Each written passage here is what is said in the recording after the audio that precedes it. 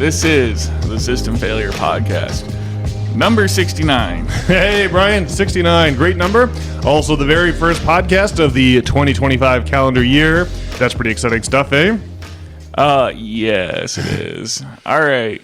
Well, I guess we'll get into it. Yeah. So I understand you've got some commentaries on Kill Tony and on the online dating scene for our System Failure listening audience that Jason so hilariously remonikered the Failures. Yes. All right, what you got for us, Brian? Yeah, well, I guess this, we're sort of taking on down the self-improvement corner here. Yeah. And yes, we're going to thread these two topics together somehow. All right. Well, so I guess, after coming back from Prague, I tried going on the Bumble, which is probably... Is that the gay dating app? No. That's just a little joke. But it is pretty... Bumble must be the worst goddamn dating app. And I think it's for... for simps or... I got together with the lovely Tracy after the advent of Bumble, so forgive my lack of familiarity, but... Bumble was the app wherein the gimmick was the ladies had to message first, right? And didn't I read on the internet a year ago, 2 years ago, somewhat recently, that Bumble has up and jettisoned that feature because women never message first? It is just hopeless. Yeah, well, I heard that also. And so I did find out what the actual situation is. And broadly speaking, it still works the same way. Although what the woman can do is put some kind of prompt in their profile, so if they match with you, you can kind of respond to this prompt to get things going if you're so inclined. So they write a specific prompt for people to respond to instead of having to instead of actually getting in contact with you.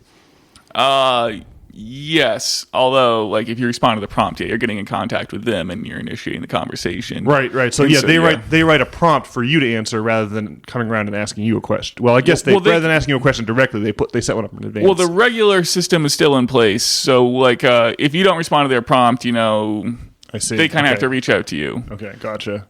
Which I guess is pretty weak, and I guess I have to never go on. It's pretty shameful.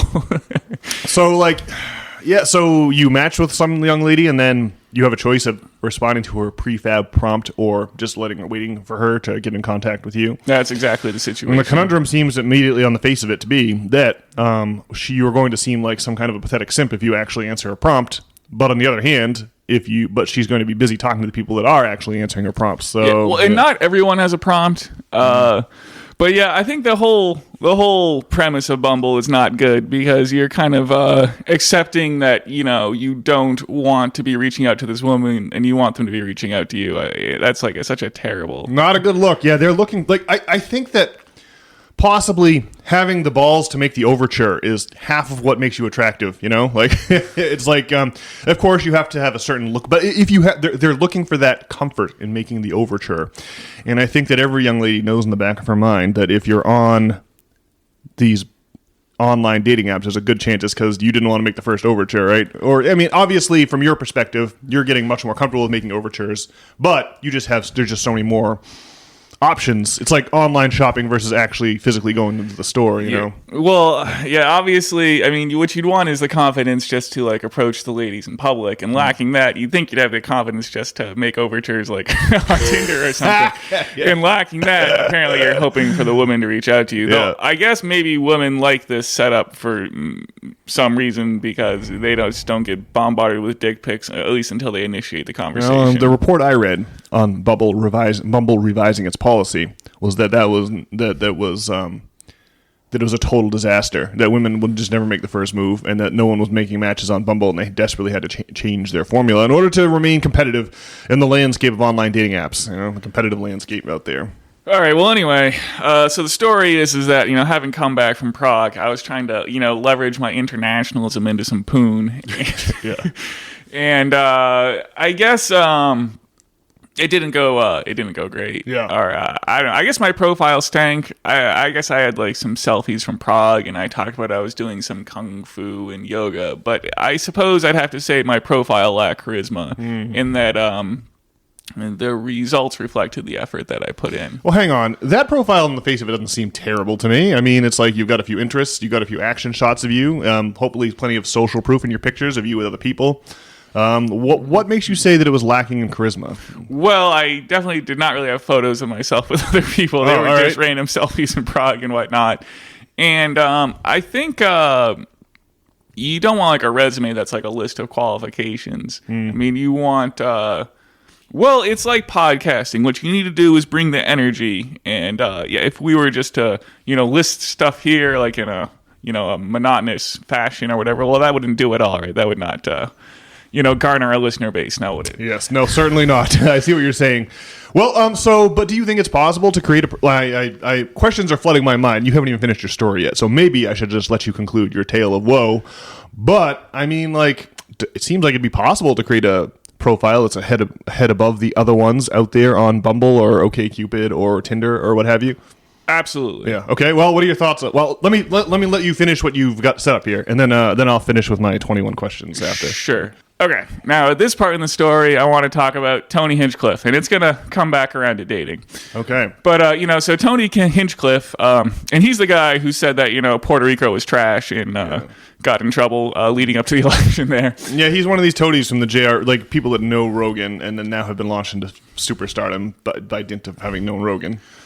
Well, his show, like his live show, Kill Tony, wherein he has aspiring comics come on stage. Like people sign up, he pulls their name on a hat, they come up, they do 60 seconds. Many are terrible, some are great. And then Tony gets in there and interviews them. It is like the biggest live podcast, and they did MSG last year, if my memory serves. And isn't one of the other cronies of the Rogan crew involved in this? Red Band is... Red Band, yeah, okay, yeah. He's like the original producer. Yeah, the original guy who did the Rogan pod. Okay, got it, yeah. Yeah. Okay, and so I've been watching a bunch of Kill Tony of late, and so kind of here's how it goes, right? So he'll have like a guest come on, or an aspiring comic, and they'll do 60 seconds, and they won't say anything funny, and then he'll start interviewing them, and he'll start trying to drag something funny out of the person, or he'll ask them like, "What's interesting about you?" Or he'll just try to get something going. Is it an hour-long presentation? It's usually about a 2-hour podcast. 2 hours, and how many people does he go through this rigmarole with? 4 or 5, something like that? Maybe like 6 or 7. 6 or 7. All right, so everyone gets 10 or 15 minutes, maybe something like that. Yeah, it's like a minute of stand up, and then like 4 or 5 minutes, or maybe more, depending on how interesting they are as a person. Cool. Got it. And so like some people will go up and bomb, and then he'll try to tell us something interesting about yourself, and they'll be like, "Well, I'm from Pennsylvania," and they're like, "All right, you're out of here," because that's really boring, right? And then sometimes people will go up. So this one guy was going up, and he had a bunch of jokes about like how he's like Jewish or something, and then they get into it in the interview section, and it turned out that this guy worked for Paul LaRue, who was like this James Bond villain. He was like this guy in Thailand, and he like sold missiles to Iran, and he's kind of a famous guy. You can look up his Wikipedia page. I've never heard of this person. That's crazy. Yeah, and it's funny how like people, I mean, having tried to do stand up, I guess I've done a similar thing. You'll try to like write some dumb shit, but like you got to be like authentic to your emotions, I guess, or really get in there. Like that, like the comedy is like figuring out like what's interesting about yourself or your experience or something like that. Yeah. And so like, he had this other woman come up, and let's see, she did some jokes about how she had like a big forehead like Peyton Manning, and there was like some football related humor. And then in the interview section, they got into it, and it turns out that like her OnlyFans profile or whatever is called Wrecking Becca, and she does this giantess foot fetish porn or something. Giantess? Giantess. Giantess. Oh, got it. Yeah, so she like takes pictures of her feet with like dolls or like small like model props to make her look like she has the feet of a giant. Wow, yeah, that's crazy. People are wild now. And then like Ari Shafir, who's like a famous Jewish comedian, told her that she should go to the Holocaust Museum and take a picture of her feet next to like the pile of shoes that they've got, which was funny. So what? All right, have you got any other notable interviews you can share an anecdote of? The moral of the story is that like comedy is about like feeling your feelings and being authentic. Like, yeah, we're like reacting to situations like authentically. Yeah. All right, now in the next part of the story, see, well, I guess like my Bumble profile kind of like lacked authenticity or feeling, and I guess my attempts to do comedy were like had a similar problem, but like, see, I was having a car ride with some of my coworkers, and they are they're like normies. They're like, I don't know, good at getting laid, or at least better than me. And so it was just funny because I was telling them the same story that I just told you about Tony Hinchcliffe, how like authenticity and feeling or whatever are important, right? And then the conversation switched to like they were asking me how dating was, and see, I was telling them about the Bumble, but I sort of I did what the people on Tony Hinchcliffe do when they bomb, and it just sort of, because it's like painful to talk about ineptitude in the dating market, right? And I guess it was sort of a grand epiphany. I just realized I was doing what the people who are bombing on, like, you just gotta be authentic to yourself. Yeah. And and so I don't know, that's like where the comedy, that's like where charisma and whatnot comes from, is authenticity and feeling your emotions, right? Yeah. And so, I mean, I've been doing like yoga for like 6 months, right? And like yoga is kind of funny because, well, when you're in there and you're sweating crazily, like I've come to realize, I thought that I would get better at yoga the more I did it. But what I've come to realize is the point of yoga is like not for it to get easy, but the point is to like be miserable and then kind of sort of just deal with it by breathing, and like overcoming the adversity is the point. And this thing happens where like you'll kind of like judge the people who are worse than you. Like if there's some fat person in there, it's like hard not to judge them. But also I get mad at the people who are better than me too. And just kind of like dealing with those emotions. They're just like human emotions, right? So it is what it is. I guess ultimately I think doing like 6 months of hot yoga has had good results, like on my body and mind, what have you. And yeah. So, and like you gotta like feel your feelings, man. And I guess I spent most of my life like trying to like avoid my feelings. Well, you've definitely felt your feelings. You just try to not show them to other people, right? That's the trouble. Or at least that's what it seems like based on the many self-improvement corners that we have hashed out here on the System Failure Podcast. Well, I remember back when I was a kid, I used to like lay in bed at night and like, I don't know, I would feel like terrified or whatever, right? I guess that's mostly how I felt as like a young lad. And like, yeah, it was like hard to sleep at night because I would sit in my bed at night and like fret about things. And at some point I started realize that if I thought about like Star Wars or like Digimon or Pokemon or like Legos, and then like Harry Potter was a big source of escapism, and then like smoking weed was a source of escapism for like I mean, I think the escapism has been like a problem for like a long time. So anyway, I just I guess I recommend trying to like feel your feelings as opposed to run from them. Yeah, I think maybe it's like some kind of family history of avoiding feelings as opposed to confronting them.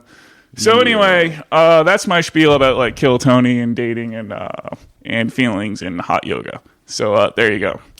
There's a certain line in The Departed, the noted Martin Scorsese film of I think 2005, 2006, somewhere in there, where Matt Damon's character is like, "I'm Irish. I'll let something be wrong for years and never say anything."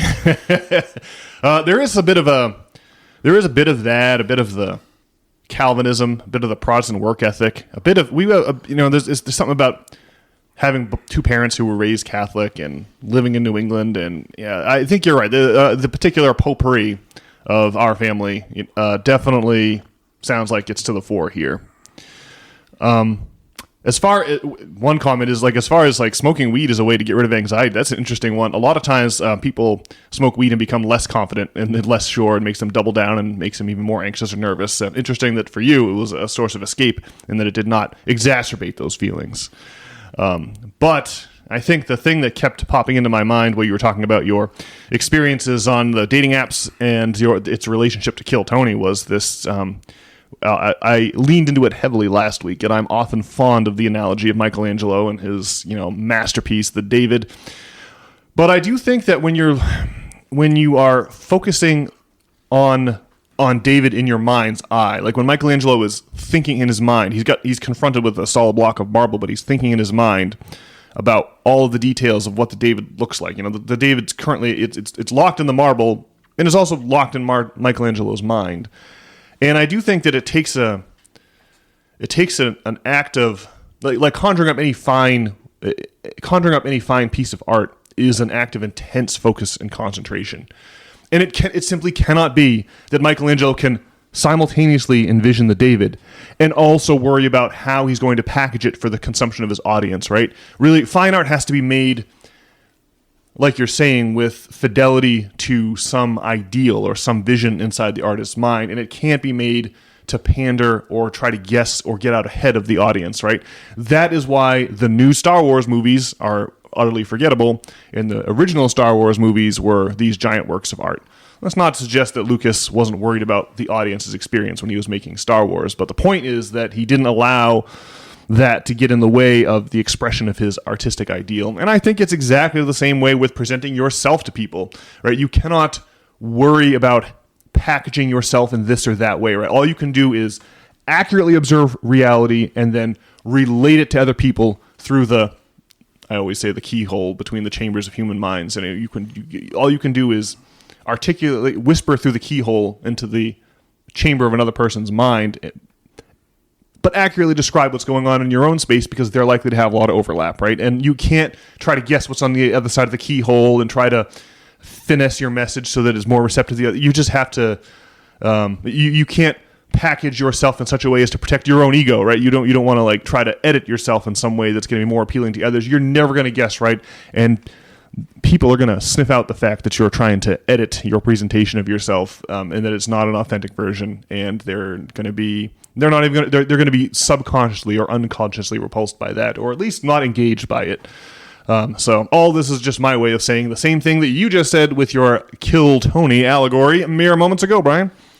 So what you're saying is that, Michelangelo, carved David's peen with, much detail without thought of his critics. And no worry about whether or not the Vatican was going to come around and round him up for being obviously homosexual, right? I mean, you just have to not care about that, and you got to deliver your gift to humankind. Well, see, I guess what I'm trying to say is that, like a shame spiral or like a depression or something, like you'll have this problem where, like, you don't like how you're feeling, so you try to do something to feel different. Like, when you don't accept your feelings, it puts you into this spiral. And so it's important to feel, like, negative emotions. Yes, yeah. And there is this thing where, like, we talk about dimensionality on the podcast. My favorite of topics. Yeah, and so emotions are this thing that, like, transcend the linear way in which we experience time, right? Well, I agree. Carry on. Yeah, I agree. Because, like, feelings or whatever, like, are like the echoes of the past that you're experiencing very viscerally, like, in the present moment, right?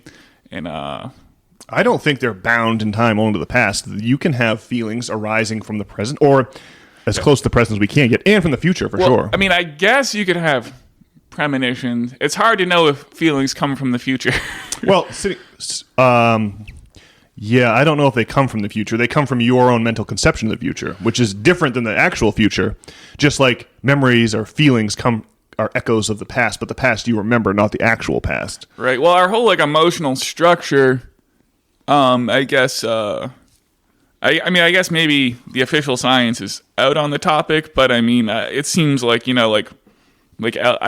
elephants, like, they have, like, their memories of where watering holes are, like, transmitted generationally or whatever.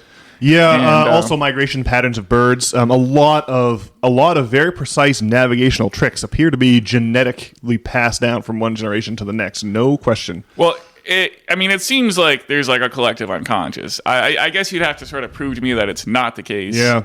The anecdote I always use in this case is the famous anecdote about the National Geographic film crew filming giraffes out on the Serengeti Plains in Central Africa.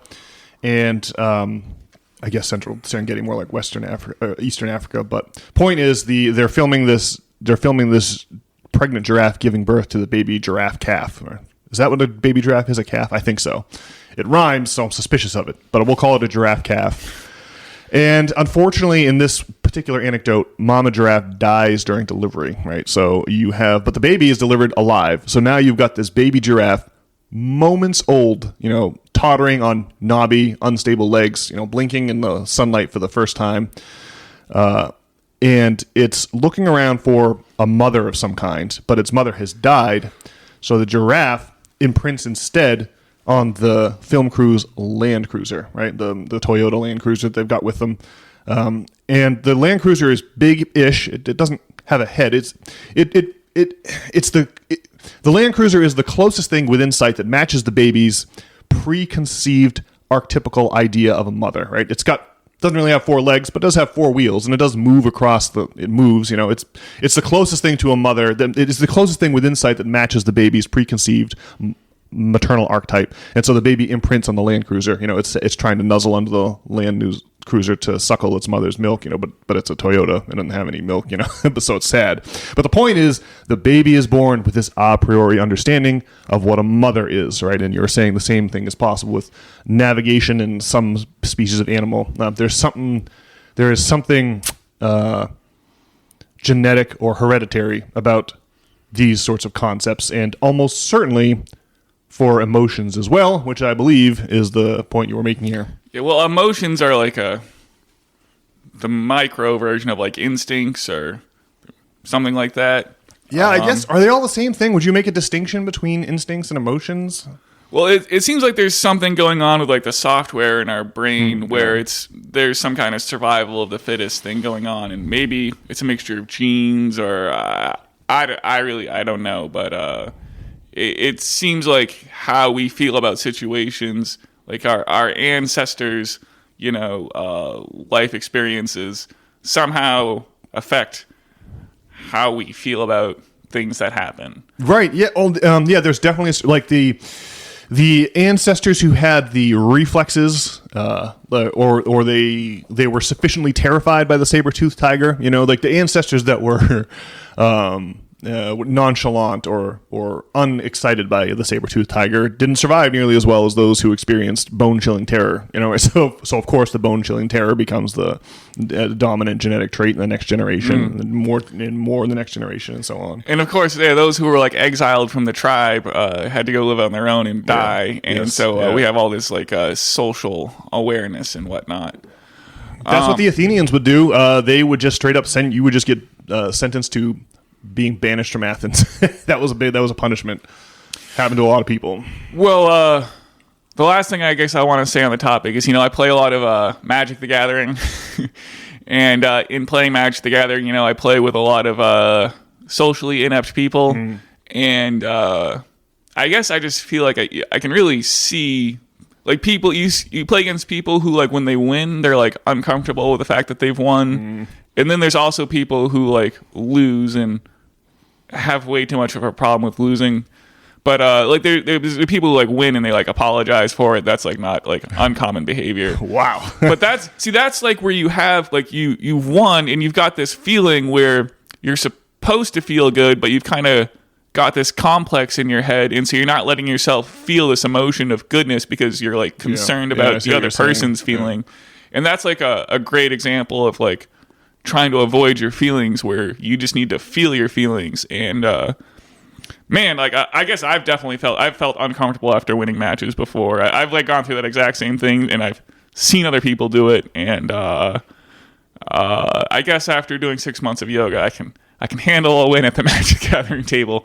So yeah. Anyway, you remember when Rob Gronkowski threw Sergio Brown? Am I getting the name right?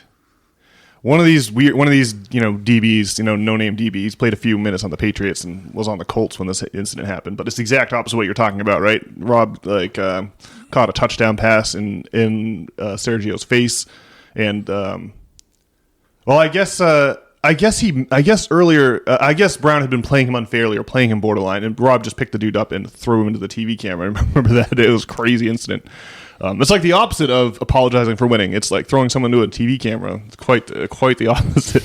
But yeah, that's really strange that people are apologizing for winning. It really says a lot. Do you think that like more people are socially inept in 2025 versus like 1925 or 1825? It seems like a lot more people just have no idea how to navigate navigate the turbulent waters of social interactions successfully.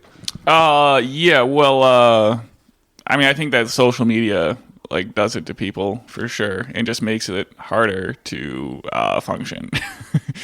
So that's certainly one reason why that might be the case. I think it predates social media, right? The incidence of the socially inept. I don't know. Well, people didn't start shooting up schools until the 90s. Yeah. So I think it's clearly been getting worse over time. And it definitely correlates to, I guess there wasn't social media in the 90s, but there was like growing MTV and whatnot, and the whole like tweener movement and this marketing to kids. When I think of the school shootings being in the 90s, I think about fractured families. People just don't have no family life because the divorce rates are through the roof. Half the boomers are divorced. People don't have traditional families that they're coming from. I think that was the case for a lot of people. I guess you would end up in the orphanage or whatever, right? If you didn't have a family. I don't know. I wonder if like in the I remember seeing pictures from, I think it's from Bangor, or maybe one of these old down east. It's like early part of the 1900s or late 1800s, and pictures of young kids. They're already like smoking. They're like 11 or 12 years old. They work. I wonder if those kids. I don't know. I guess I feel like if you are 12 but you're smoking and holding down a job, probably you're not inept, right? Probably you're going to be dead by age 45, but you're probably much more mature than kids these days. Maybe. I have no idea. Just puerile speculation here. I just like the group cohesion is like at an all-time low, and people relate to each other online through these toxic mediums now.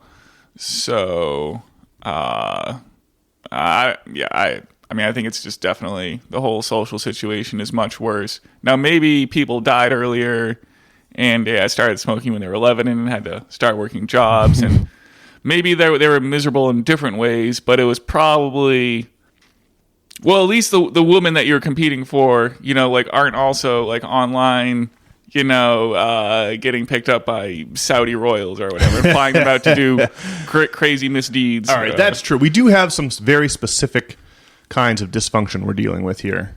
But there are also all similarities to, like, say, the collapse of the Roman Empire when divorce rates were through the roof and people lamented the fact that the youth had no morals and whatever. So I do think that society's kind of come apart, too. Well, there was social breakdown then as well, in different ways. Oh, yeah, major debates about abortion. It's interesting how many parallels there are between the fall of Rome, at least socially and economically, and our own predicament we find ourselves in today, huh? Yes. All right. Well, I guess we should move on, eh? Yes. Okay, so... it is the very first podcast of 2025, and one of my favorite podcasts. Part of the problem with the inimitable Dave Smith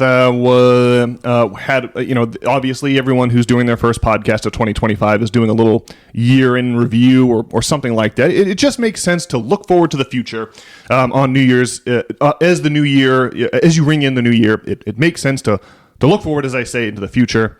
And so we had this little clip here just from their pod where Dave and his co-host Robbie are kind of acknowledging that there's been a change in the wind.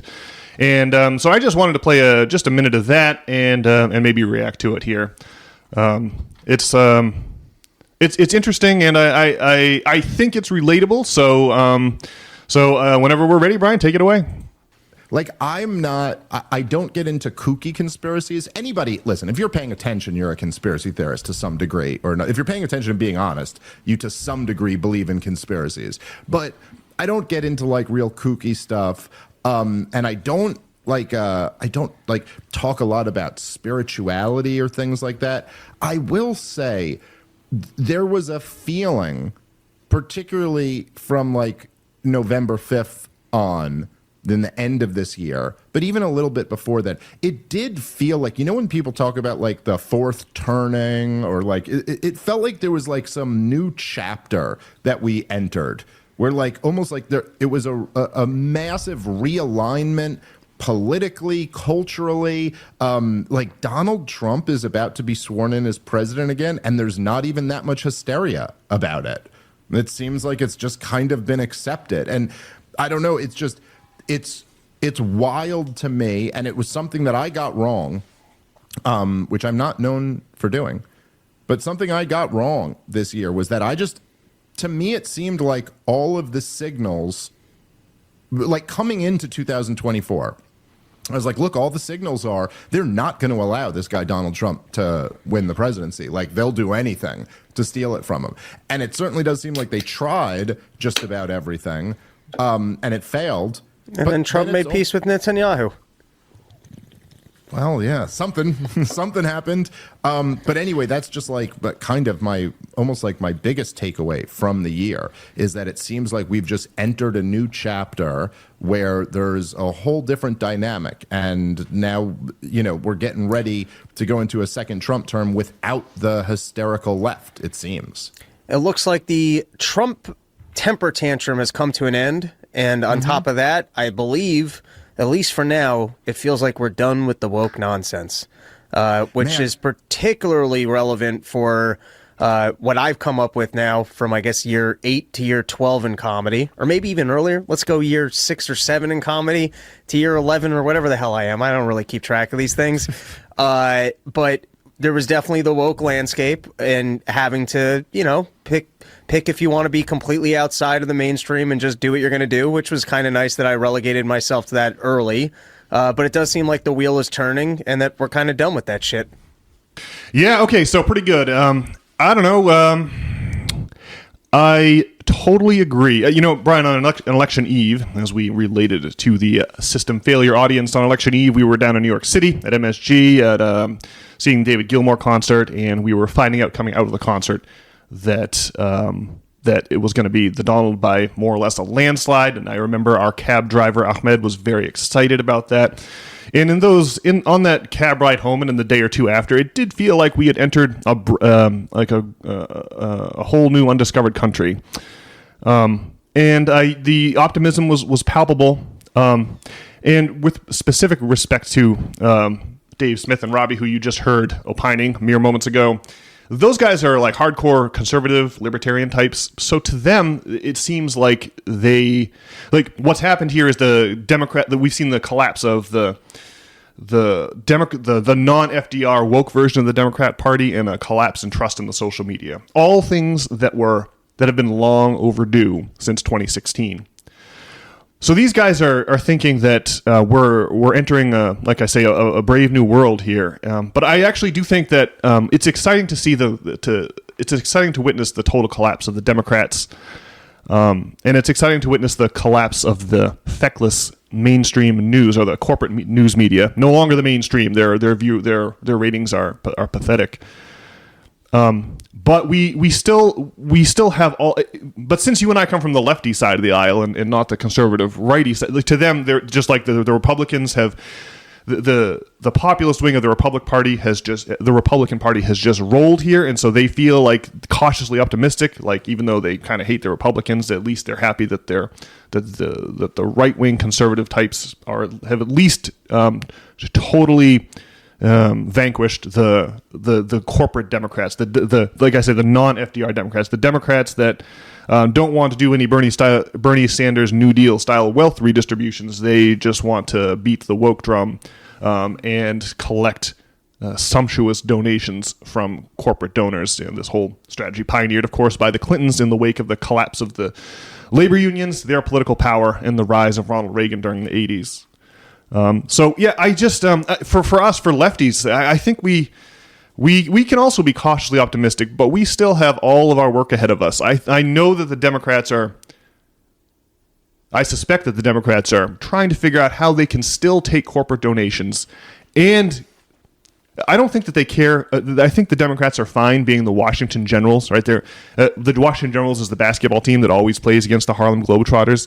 I think the Democrats are fine to play that role, but their electoral performance is now so weak that they can't even plausibly represent themselves. They can't play the Washington Generals role anymore.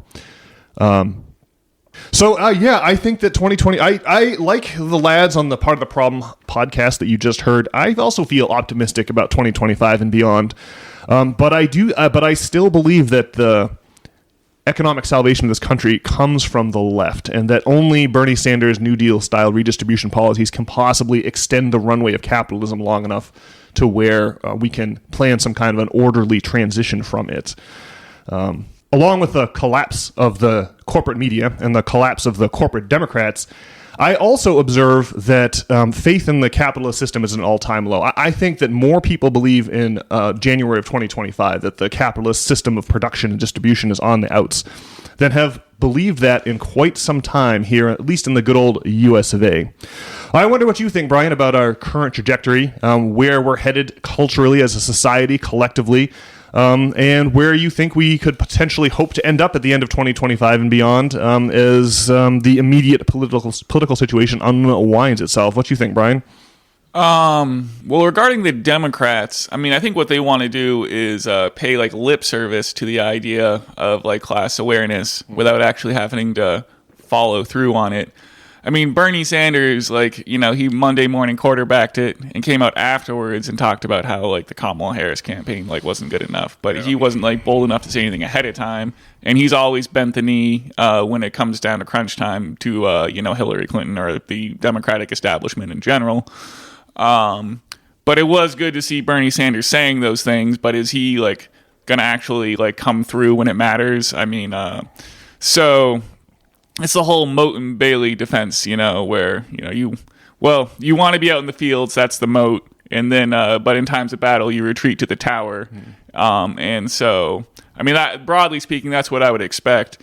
And so what we need from the Donald Trump administration is to have them do good things so that the Democrats have to come up with a reasonable counteroffer to, what... this new Trumpian Republican Muskian Republican thing is. Well, there's all kinds of like alarmism about H-1B visas and whatnot, and like people just freak out about there is all kinds of uproar over the government shutdown, and then the shutdown was averted, and the constant alarmism is nonstop, and like who knows if what they're brewing up, like another like COVID or whatever, to make sure that that the Donald Trump's administration is not successful. So you think that I hadn't brought up that possibility or thought that much about it, but you think that we could be in for some kind of a planned event that appears to be extra political, but is designed to shore up support for our legacy political system rather than encouraging people to venture outside of it for new options? I mean, well, there already were like 2 terrorist attacks on January 1st, and then there's like this like avian flu alarmism. I remember reading there was like bird flu. I was reading like a Time or a Newsweek article back in current issues in high school, and they were like bird flu, and I remember that too, and like talking about the need for Tamiflu and whatnot. And they're always trying to like beat this drum. Can't imagine they're going to be able to do another pandemic, a redux pandemic. I just don't think they're going to be able to get compliance like they did in 2020 and 2021. But who knows? I mean, maybe there are enough people that they could actually fall for it.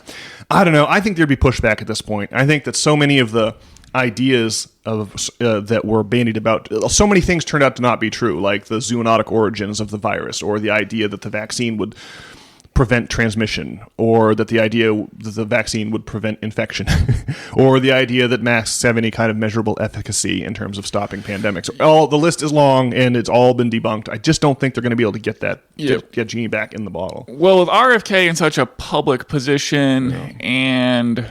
Well, it seems like whatever your feelings are about the COVID, it seems like some kind of power grab was attempted and kind of ultimately failed in the COVID times by, Well, there's just this thing where, like the Wall Street Journal and NPR and like every major media source was in lockstep since like the election of the Donald. They're crying the Donald, and then everyone was in lockstep. Like Stephen Colbert saying how you have to get these injections. They will stop transmission, and of course they didn't. And then in every country was like in lockstep, like the media in every country, and like there was this whole thing, and it kind of it seems like they tried to make something happen and it fell apart. So anyway, if they try to do that again, it seems like that power structure has crumbled, and there's way too much skepticism about like Bill Gates and like the World Economic Forum now. So I guess I'm cautiously optimistic that they won't succeed in something like that, and hopefully the Donald has enough good people around him to overcome that kind of adversity. But if they come up with some kind of novel threat, and like Americans like succumb to propaganda every time it seems, or at least enough to let them cram down our throats whatever it is. Back on 9/11, it sure worked to giving this whole crazy extraneous war in Iraq, and it seems like people swallow the Ukraine propaganda and the COVID propaganda. So just whatever it is, the American populace has a history of succumbing. It should be an interesting year for sure. I do think we have to keep the specific nature of the problem in mind, and I just have this. I just have this feeling that there's a connection between this. The specific nature of the problem we're up against is that the lower and middle classes, the working middle classes, enough of their wealth has been absconded with by the upper crust that that their lives are becoming dysfunctional. Right? People are having trouble moving into houses and forming new families because so much wealth is being skimmed off the top by the upper class. That was such a problem in the Gilded Age leading up to the stock market crash of 29 and the Great Depression. That was such a big problem that it led to the stock market crash of 29 and the Great Depression. And the only way to give capitalism more runway, according to FDR's own words, was to physically take money from where it was pooling up uselessly in the economy and transplant it to places in the economy where it was desperately needed. And then since then World War II happened, and the modern America that we understand was founded in the wake of World War II. But then by the 1970s, the middle class that was created by the New Deal started to be clawed back. And then by the 90s, our era, we had shattered families, we had a collapsing middle class, we have, in the 2000s, skyrocketing home prices, eventually the 2008 financial crisis. Everyone knows the history.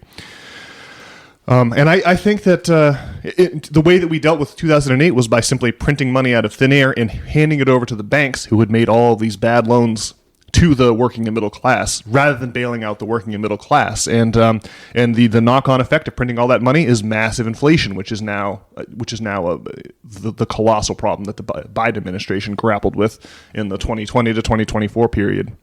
So yeah, I think the fundamental problem is that the working class, the elite classes, are able to take too much money off the lower and middle classes, and the working and middle class. That's bad news for the working and middle classes, obviously, because we can't live our lives now. People can't move. People can't form families or move into homes, and we're seeing population decline. But that's also a huge problem for the upper crust, who absconds with all this money, because these people own the vast apparatus of production and distribution. And if all of the workers are too poor to buy products, then there will be no one to buy the products that these business owners want to put out want to offer in the markets for sale. So, ultimately, the working and middle class isn't just bad. The working and middle class having no money is not just bad for the working and middle class. It's a death sentence for the upper crust as well. And so there are only two ways out of this conundrum. Either we buy ourselves time with Bernie Sanders-esque redistributive policies, or we let the entire system collapse. And it seems like the donor class to both Republicans and Democrats have been unwilling to allow any unwinding of the wealth they collected from the middle and lower classes. And so that unwinding has to be forced by Bernie Sanders policies, or we're looking at a collapse scenario here. There is no alternative that I can see. No amount of deregulation in the markets is going to fix that fundamental problem. So that's where we're at. So even though the Davy Smith and his sidekick Robbie are wildly optimistic, I think that we on the left side of the aisle can also be optimistic, even despite the fact that we've suffered a political humiliation, a generational political humiliation in the 2024 elections. And I think that the battle for the soul of the Democratic Party lies ahead of us in the next 5 to 10 years. And that the outcome of that battle will determine the fate of American society. So I will say to you, Brian, this: when it comes time to fill out the old dating profile on Bumble, right? What you should you should note your position as co-host of the System Failure podcast, and further note that this positions you on the vanguard of the coming, global revolution, and something like that. I just feel like you should put something grandiose in there like that. What do you say? Yeah, that might work. All right. Well, I suppose we should put it there for this podcast, Brian. It's a little bit short, but we've got all kinds of stuff to do today. But I do want to encourage our venerable System Failure listeners, if you'd like to read the weekly essays that you hear in the weekly shorts, or if you'd like to subscribe and have those essays delivered directly to your email inbox, you can accomplish all of that at our new domain, systemfailure.org. So head on over to systemfailure.org, put in your email, and that way you'll never miss a weekly essay. And we will see all of you back here next week for another exciting edition of the System Failure Podcast. So long, everyone. Alrighty.